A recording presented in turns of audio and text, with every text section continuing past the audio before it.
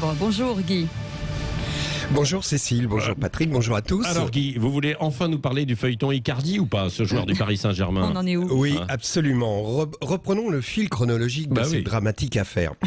Dimanche dernier, donc Mauro Icardi, l'avant-centre du PSG, ne s'est pas présenté à l'entraînement, n'a su très vite que son épouse Wanda, après la découverte d'une liaison de son mari avec une actrice de téléfilm argentin, a quitté le domicile conjugal avec leurs 2 filles le matin même en avion privé pour retourner à Milan, où, à peine arrivée, elle a posté une photo d'elle avec ce commentaire: encore une famille que tu as ruinée pour une salope. On notera simplement qu'elle a elle-même trompé son précédent mari, le footballeur Maxi Lopez, et l'a quitté pour Icardi. Donc quand elle dit encore une famille que tu as ruinée pour une salope, elle fait référence à cette histoire sans se rendre compte que du coup la salope c'est elle. C'est vous dire le niveau intellectuel de la dame. Mais revenons à cette photo de femme désemparée dimanche à Milan. À ses côtés, on aperçoit très nettement un sac Vuitton bien en évidence. Oui, en évidence, ça veut dire que sur la photo on ne voit qu'elle et son sac. On devine donc qu'au préalable, elle a appelé le service de com de la célèbre marque pour leur dire: bon les gars, je vais poster une photo de moi en plein désarroi amoureux qui va faire le tour du monde.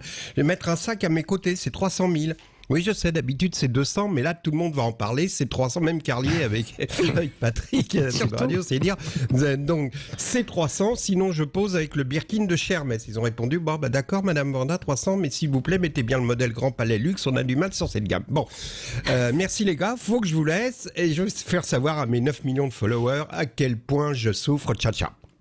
Wanda, on l'a compris, est une femme à forte personnalité, à très forte personnalité, une personnalité 95E, c'est vous dire. Oui, je sais, c'est vulgaire ce que je viens de dire, mais vous allez voir que la vraie vulgarité avec les 2 Icardi, oui les 2, c'est comme les Canaries, il faut prendre le couple pour avoir une masterclass de vulgarité. Un gloubi-boulga mélangeant nichon, étalage de fric, marque de luxe, réseaux sociaux. Les Icardi en sont un tel niveau de vulgarité que dire de lui qu'il est un pauvre queutard est une phrase erronée uniquement parce qu'il n'est pas pauvre.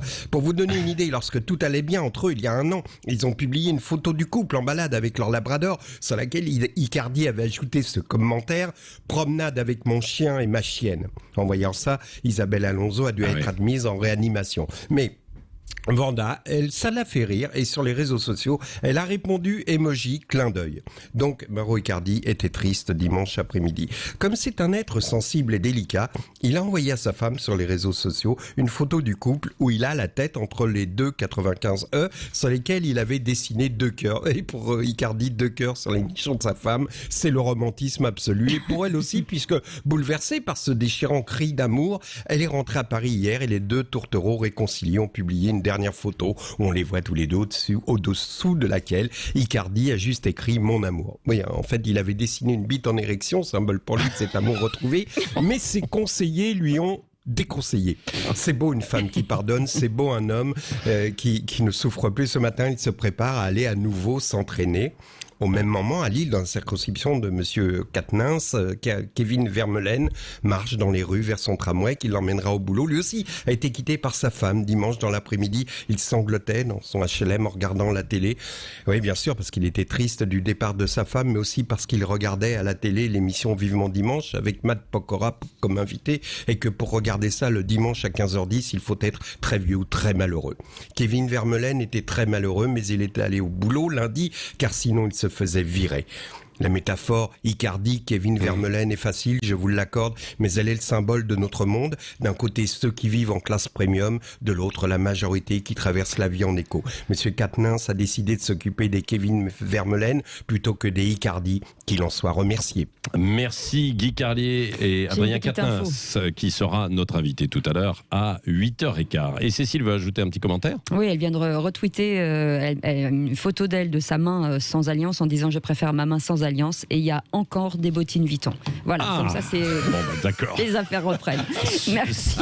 Cécile suit le dossier de près. Ah non, mais j'essaie d'apporter ma touche.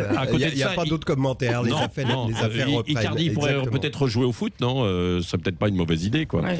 Et essayer d'enfiler des buts. Mais enfin, ça, c'est autre chose. On ne peut pas tout faire. Restez avec nous, en tout cas, à réécouter sans modération, bien sûr, comme d'habitude, sur sudradio.fr.